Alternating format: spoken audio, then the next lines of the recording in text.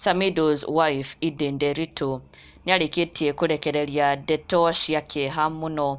Ndeto iria icokete gũtiga mafans na arũmĩrĩri ake onao maihũirwo nĩ kĩeha kĩnene mũno na magacoka kwĩyumĩria na njĩra nene mũno kũũmĩrĩria Edday Ndeto na oho kũmuonia support yao thutha wake gũkorwo akĩrekereria ndeto ici cia kĩeha mũno kũgerera nenda ciake cia ũkinyanĩria. Na Edday Ndeto nĩahingũkĩte ngoro na agaitũrũra maũndũ maritũ mũno, maũndũ maritũ agereire na akagererio, na hatirĩ nganja atĩ ndũmĩrĩri ĩno Edday arakorirwo akĩrekereria ĩrongoreirio no one else but Samido.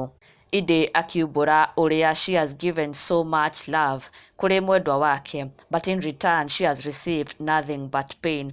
Na Edday arakorirwo akĩrekereria ndũmĩrĩri ĩno kũgerera ha Instagram akiuga, I gave you love, you gave me pain. Agacoka akauga, I was solid ground, you were broken wings. I was good for you, you were bad for me.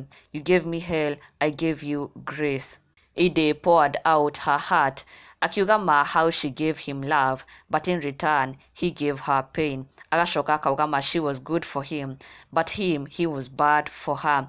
Na agacoka akauga she gave him grace, but in return she got hell from him.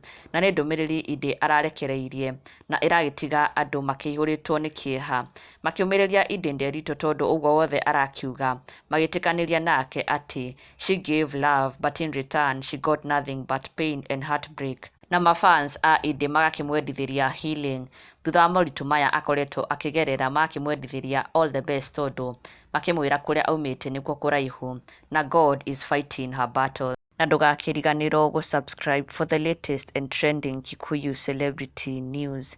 Never miss an update. Subscribe now.